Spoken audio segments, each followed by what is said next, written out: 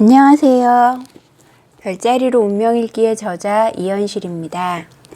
오늘 제가 가지고 온 주제는 역학 전반에 걸친 거예요. 어떤 공부를 먼저 하면 좋을까 묻는 분들이 많아서 그에 대해 제 나름의 생각을 말씀드리려고 합니다. 이 표 보이시죠? 이게 무엇인가 하면 역학을 공부하는데 어떤 분류가 어느 정도 있는지 알고 시작을 하는 게 더 좋을 것 같지 않습니까? 경전이 있고 명리가 있고 명을 보는 학문이 있고 점을 보는 학문이 있고 그것을 응용하는 학문이 있다고 네 가지로 나눈 것이에요. 동양학은 천재인 삼재를 중심으로 인간이 어떻게 하늘 땅을 본받아서 살 것인가 라는 부분에 대해 집중해 왔거든요. 그것의 기본이 되는 게 경전이었어요. 사서삼경이라고 하는 논어맹자 대학중용 그리고 시경, 서경, 역경의 경전이 있는데요. 지금은 우리가 이걸 많이 보고 있지는 않아요. 하지만 그러니까 이런 책들을 읽다 보면 우리가 여태까지 배워왔던 혹은 기본적인 생각으로 갖고 있던 것들이 여기에 영향을 많이 받고 있다는 걸 알 수 있게 돼요. 그 다음에 명을 공부한다고 하는 것은 운명을 공부를 하는 거죠. 생년월일시가 기본이 될 것이고 그거에 따라 사주를 뽑을 것이고 그 사주를 가지고 보는 것이 명리학인 거고요. 사주를 별에 배치했다던가 아니면 숫자로 변환을 해서 하락리수, 주역의 괴효로 변환시킨 건 하락리수고요. 다시 숫자로 만들어서 그것을 운명을 보는 게 기문학이에요. 그러니까 이 명리, 기문, 자미, 하락 이런 건 다 운명학에 해당하거든요. 그러니까 명학을 공부한다는 건 그 사람의 전체적인 인생의 흐름을 본다는 뜻에 해당해요. 그래서 명학을 공부를 하면 무엇을 할 수가 있냐면 그 사람 인생이 전반적으로 어떻게 될 것인가, 운의 흐름에 따라 좋아질 것인가, 나빠질 것인가를 보는 게 명학에 해당해요. 그 다음에 이 점학을 보겠어요. 점학은요, 육임, 육효, 매화역수, 주역점, 초시역림, 타로, 기문단시, 구성학 이렇게 굉장히 많은데요. 이 외에도 점성학도 있을 것이고 되게 종류가 다양한데요. 이 점은 뭐냐면 명학이 만약에 그 인생 전반에 걸친 거라면 점학은 어떤 사건에 대해서 한 가지에 대해서 말을 하는 거예요. 예를 들면 우리 아이가 대학을 잘 갈까요? 라고 묻고 그 대학에 어느 과에 어떤 전형으로 시험을 칠 건데 될 건가요? 묻는 것은 점학에 해당해요. 물론 운명학에서도 볼 수 있지만 이건 점학이 더 강점인 거죠. 그러니까 명학을 필요로 하는 부분이 있고 점학을 필요로 하는 부분이 있어서 만약 상담을 하시려고 한다면 명학과 점학 중에 한 가지씩은 특기를 가지시는 게 좋을 것 같습니다. 그 다음 응용학문을 볼게요. 동양천문이라는 것도 있는데요. 하늘의 별자리예요. 그야말로 예전에는 하늘의 별 가지고 별점을 쳤대요. 화성이 어디를 침범하면 전쟁이 일어난다든가 그런 식으로 그 천문을 보고 임금에게 어려운 일이 있을 것이라든가 전쟁이 일어날 것이라든가 내분이 일어날 것이라든가 그런 걸 쳤던 게 동양 천문이고요.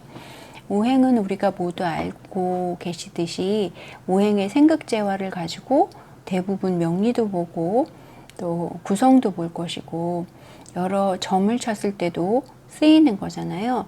그 오행이 어떻다, 목화토금수가 어떻게 배치가 되어 있는가를 보는 게 오행이겠죠. 그 다음에 우리가 매우 좋아하는 장명. 장명은요, 단순한 장명, 이름만 짓는 것이 아니라 상호를 짓는다든가 아니면 별명을 짓는다거나 호를 짓는다던가 그런 것에 모두 해당이 돼요. 이 장명을 하려고 해도 오행도 알아야 될 것이고 그 시대에 맞는 이름이 있을 거 아니에요. 그 시대에 좋아하는 이름들, 유행도 알아야 될 것이고 그런 것이 필요하고요. 관상은 보통 얼굴을 보기는 하지만 관상, 수상, 족상, 신체를 보는 것도 있고요. 다 포함이 되는 거고요. 풍수는 그러니까 지리적인 부분을 보는 거잖아요. 음택풍수, 양택풍수 이렇게 두 가지가 있는데요. 지금은 매장 문화가 좀 적어졌기 때문에 음택보다는 양택 풍수도 많이 보는 경향이 있고요. 이렇게 종류가 굉장히 다양하거든요. 그러면 어떤 거 먼저 공부해야 되냐고 나중에 상담을 하고 싶다 그러시는 분들이 있거든요. 사실은 이 많은 종류를 공부하는데 시간이 꽤 걸려요. 우리가 책을 읽을 때도 마찬가지잖아요.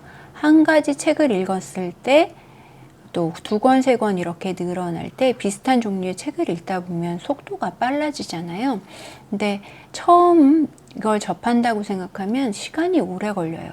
왜냐하면 그러한 사상을 이해하기도 어렵고 그 생각에 동조하기도 어렵고 한 권, 두 권, 세 권 이렇게 읽다가 10권이 넘어가면 비슷한 종류의 책을 읽다 보면 어느 정도 아는 부분이 생겨서 한 80%는 이해한 상태에서 또 보기 때문에 그 뒤에 책들은 빨리 읽게 되는 거와 같아요. 그래서 이쪽 공부를 하고자 하신다면 오행 공부가 먼저 돼야 할 것이고 그 다음 그 명리가 가장 기본이 된다고 보셔야 될 것 같아요. 상담업을 하신다고 하면 가장 간단하고 빠르게 볼 수 있는 방법이니까요.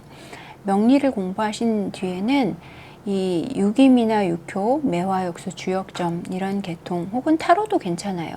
젊은 분들은 타로를 굉장히 좋아하시거든요. 그런데 타로 같은 경우는 제가 생각할 때 그림이 읽혀요. 저도 알 수 있고 상대방도 알 수 있고 이야기를 끌어가는 데는 장점이 있기는 한데요. 또 많이 사람들도 많이 알게 돼서 그렇게 신비감은 좀 덜해지는 그런 느낌이 들죠. 그 다음에 유기미나 육효 이런 것들은요. 배우는데 그래도 몇 달 이상 걸려요. 그리고 외워야 할 것이 좀 있고요. 그러다 보니까 이 공부하는데 시간이 걸리는데 이걸 꼭 해야 되냐고 묻는 분들이 많거든요.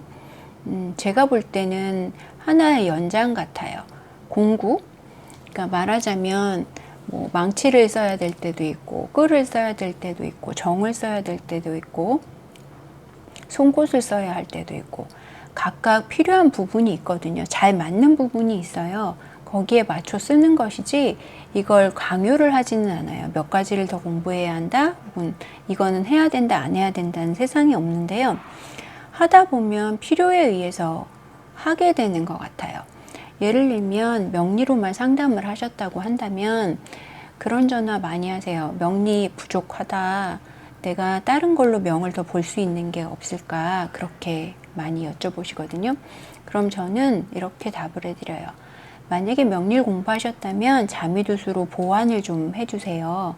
그러면 이야기거리도 많아지고 또 그 사람에 대해 어떤 마음적인 부분을 잘 파악할 수 있게 되거든요. 그러면 상담 시 훨씬 유리하게 되겠죠. 그리고 주역을 공부하셨다면 하락리수를 좀 보시라고 해요.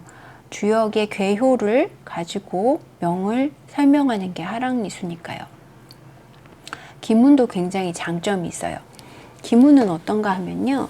지금 그 홍국기문을 이야기하는 건데 숫자만을 가지고도 설명을 하는데 매우 잘 맞아요. 간단하면서도. 그러니까 어떤 부분을 보완하려고 하신다면 명에 있어서 보완을 하신다고 하면 명리를 하셨다면 잠이나 기문, 하락리수로 조금 더 확률을 높여주는 거예요. 명리에서 한 60점 정도를 가진다면 나머지들을 하면서 점수를 채워가는 거죠. 100점에 가깝게. 솔직하게 말하면 이 점이 다 잘 맞냐 혹은 명이 잘 맞냐고 묻는 분들도 되게 많으세요. 그런데 안 맞았다면 여전까지 남아있지 않겠죠. 제 생각에는 그래요. 확률 같거든요. 그리고 얼마나 그 사람이 인생을 열심히 살았냐에 의해서도 달라지고요. 환경에 의해서도 달라지는데 한 가지로만 볼 수는 없어요. 하지만 제가 볼 때는 이러한 학문들이 그 사람을 보여주는 어떤 단면 같아요. 명리는 전체적인 오행의 구성을 보고 합충, 파해 이런 것들을 보면서 그 사람이 어떻게 형성이 되어 있는가를 보고, 자미두수 같은 경우도 자미두수 대강 잘 볼 수만 있으면 아, 이 사람이 격이 높구나, 잘 살겠구나, 못 살겠구나 보여요. 뭐 다른 학문도 마찬가지고요. 하락리수는 주역의 괴로 나타났기 때문에 아, 중천건께 오효구나, 그러면 큰일을 하겠구나, 혹은 뭐 풍수한계라고 치자고요. 오효를 얻었더라도 중천건계와는 격이 달라요. 이걸 주역의 괴효로도 알 수 있기 때문에 보여지는 게 다 다른 거죠. 기문도 마찬가지예요. 전국이냐 뭐 화국이냐 혹은 충국이냐에 따라서 그 사람이 삶을 어떻게 바라보며 어떻게 살아갈 것인가를 알 수 있거든요. 제가 공부하면서 느꼈던 건 이런 거예요. 사람마다 다 같지 않은 개성을 가지고 있고, 또 태어난 환경도 다르고 자라난 환경도 달라서 똑같다고 볼 수는 없어요. 시작점이 다른 것도 사실이고요. 이해도가 다른 것도 사실이에요. 그런데 중요한 건 이런 거죠. 자기가 봐왔던 거, 잘 많이 했던 거, 보통 익숙한 것들에 대해서 친함을 많이 느끼잖아요. 이런 학문도 마찬가지인 것 같아요. 그래서 자기가 친했던 것에 조금씩 범위를 늘려간다면 공부하는데도 흥미를 잃지 않고 재미있게 하실 수 있을 것 같고, 또 현재 상담을 하고 계시는 분들도 계속 보완이 필요하잖아요. 그리고 안 쓰면 잊어버리기도 하고요. 그래서 제가 저런 구성을 한번 해봤어요. 나중에 이러한 그 명이나 점을 가지고 응용하는 책을 한 권을 내고 싶어요. 각각 쓸 수 있는 것으로. 그래서 예를 들면 명리의 강점이 있을 것이고, 자미의 강점이 있고, 하락유수의 강점이 있고, 기문의 장점이 있을 건데요. 이런 거에 대해서 각 명을 볼 때 어떤 걸 포인트를 두고 볼 수 있는가에 대한 걸 구상 중이에요. 그리고 또 사람들이 많이 물어보시는 게 명리랑 자미랑 하락이랑 기문이랑 답이 달라요, 같아요? 라고 물으실 때가 많아요. 저의 답은 같아요. 왜 같아야 하냐면 실제로 그 사람이잖아요. 다른 사람을 이야기하는 게 아니거든요. 그러면 그 사람의 명리든 자미든 기문이든 같아야 맞잖아요. 다만 다른 이유는 다른 측면을 보고 있다고 보시면 돼요. 명리가 잘 읽어주는 부분이 있는가 하면 자미에서 잘 나타나는 부분이 있어요. 명리는 제인지 부인의 일인지 좀 헷갈리게 되어 있잖아요. 자미는 12궁으로 나눠서 그걸 좀 더 분리를 해줬고요. 하락리수 같은 경우는 괴효로 나타내서 주역을 많이 공부하신 분이라면 그 괴효만 가지고도 이 사람이 무엇을 할 건지 더 쉽게 알 수 있어요. 기문도 마찬가지고요. 그러니까 같은 사람을 가지고 다른 측면을 보여준다고 보셨으면 좋겠어요. 육효와 육임 이야기도 하고 싶은데 점에 대해서는 다음 시간에 해드리도록 하겠습니다. 감사합니다.